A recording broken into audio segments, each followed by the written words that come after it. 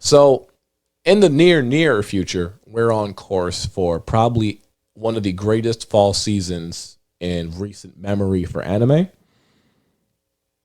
because Blue Lock is getting its anime adaptation. And me and my boy Toasting, you can go check it out a couple episodes ago. Don't make it weird.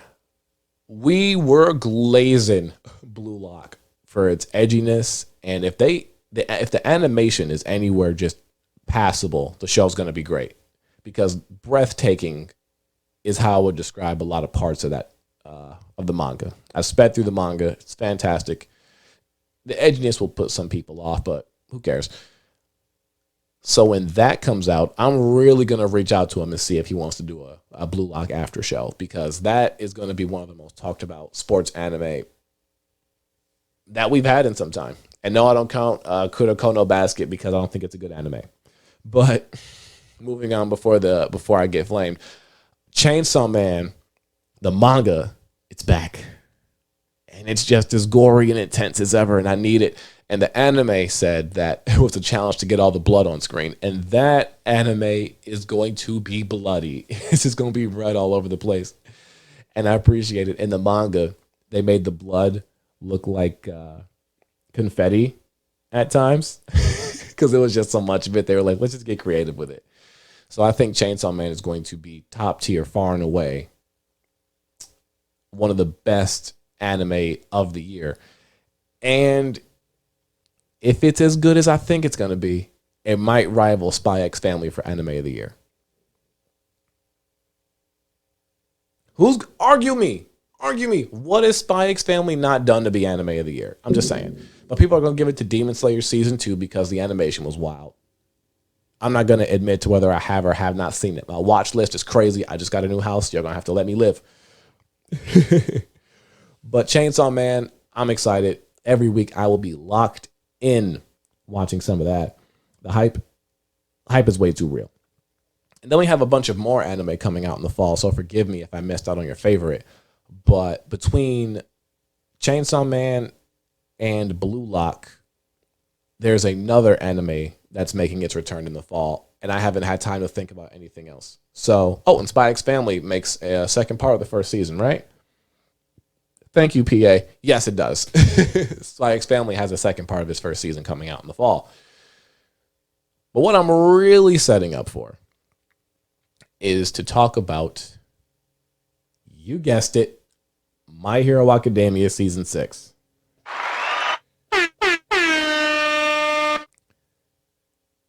My Hero Season 6 is going to be what My Hero, the show, like the anime, the whole thing is all about.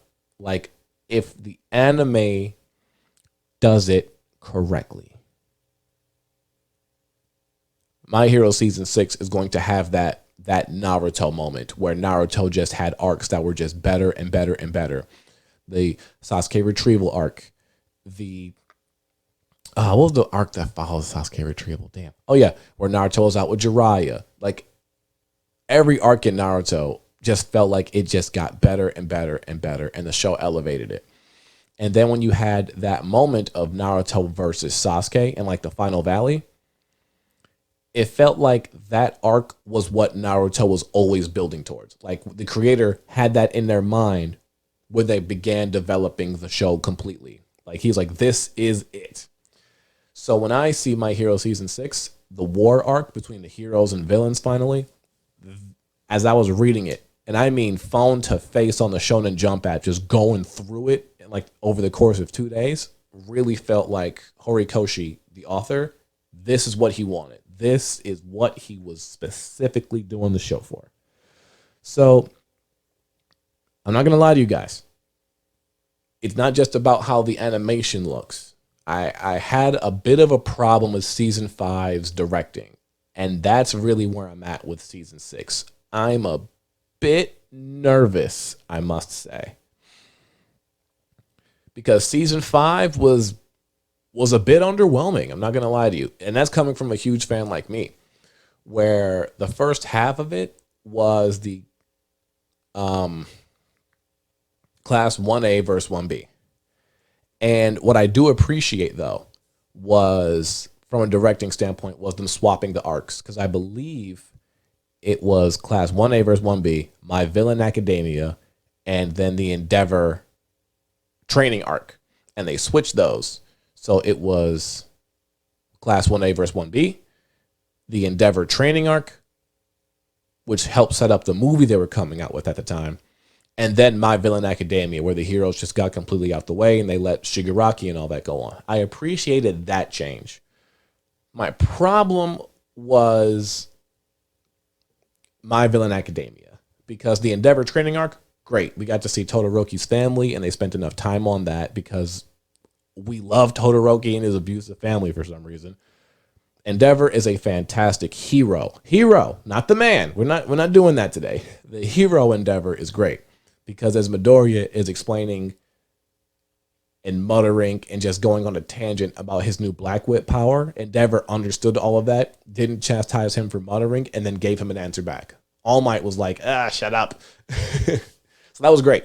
1A versus 1B was pretty good, low stakes combat. It was nice to see the growth of characters like Midoriya, Bakugo, Uraraka, Todoroki, all that. And they just had another launching pad from, of which to gain experience without having to fight the hero killer or the League of Villains and worry about dying. It felt pretty good to just breathe a little bit. But my issue with season 5 was with My Villain Academia. And My Villain Academia didn't feel like it hit all the necessary beats the manga did in order to make that arc feel as good as it could have been. And let me tell you about it after I get some water. Where season 5 kind of went wrong was, for some reason, in the dead middle of My Villain Academia, there was a filler episode which you had Uraraka and Froppy and that seal man go off and find some fucking body in the ocean. And I'm telling you right now, I don't give a fuck about none of that shit. And they got to have a beach episode while Endeavor is working the Three Musketeers. That was pretty funny. But My Villain Academia in the manga was much better than the anime. And this isn't some, but the book was always better kind of argument. I know things have to be changed. But so where My Villain Academia started in the manga was, it's told first and foremost through the perspective of Spinner, the green lizard man.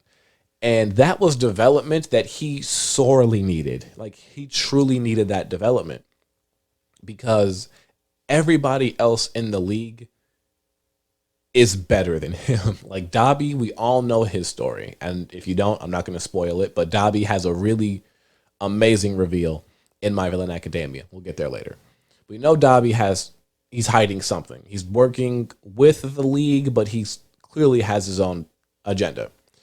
We know about Toga. We know about Mr. Compress. We know about Twice. We know Shigaraki's backstory. We all get that introduced over the course of My Villain Academia as they're fighting They put the L on their foreheads. Why am I blanking on this? Who are those people? Thanks, PA. I'm kidding. I'm just going to edit all that out. But anyway, so as they're fighting the L forehead people, I'm going to keep doing that because they're so forgettable. As they're fighting them, each character gets their backstory told, especially Twice, Toga, and Shigaraki. We learn Mr. Compresses later. But for them to completely just ignore Spinner in the anime was very frustrating because Spinner doesn't have any chances to shine, and he's quite critical to the villain story. So as we start My Villain Academia, told from Spinner's perspective about why he's even following Shigaraki to begin with. Because as far as we know, he's just a green lizard guy. He doesn't have any real changes to his body. Like, Froppy's a frog, and she gets all the benefits of that. You know what I'm saying? Spinner gets no benefits of being a lizard. He just walks on walls. The villains at the start of the arc are in a very bad space.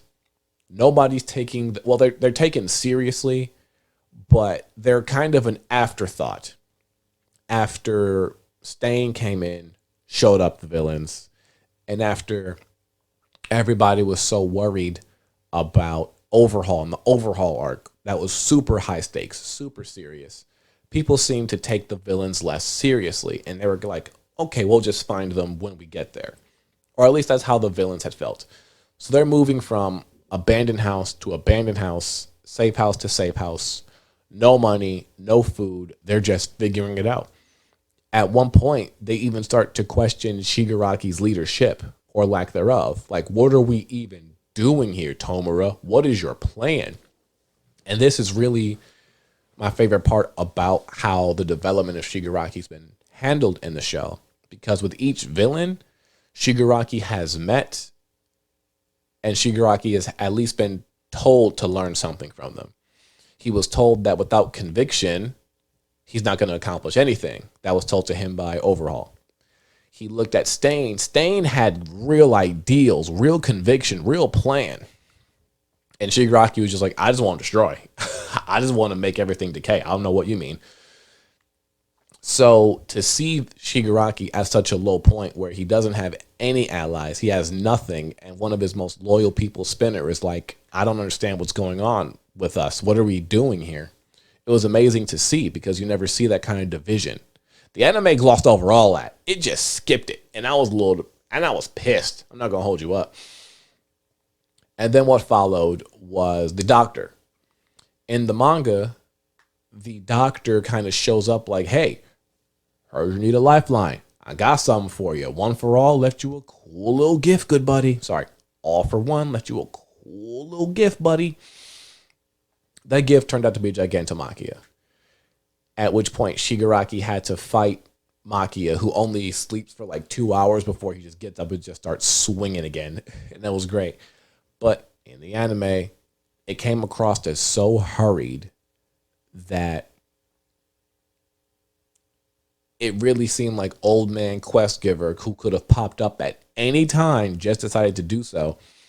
And the league just immediately got set out to go handle the L4 head people. The Deka City arc could have been the best arc in My Hero to this point, which would have made season 5 go from okay to fantastic, but it didn't. It just pretty much came across as the villains get called out to go to a city and just fight. And it was pretty much just moving from point A to point B. It didn't really feel like they needed to be there. It just said that the villains are doing a thing. That's it. That's all I really care about.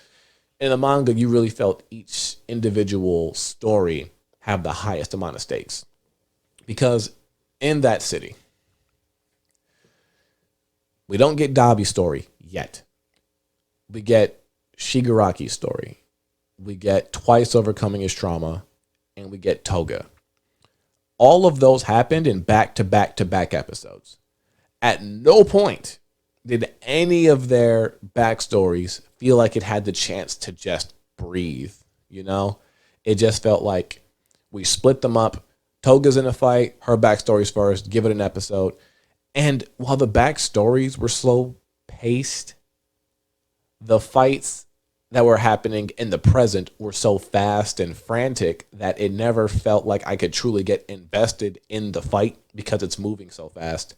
And I could never feel the backstory happening because they just threw it up on screen, switched to the fight happening in real time, and just did that for the next character.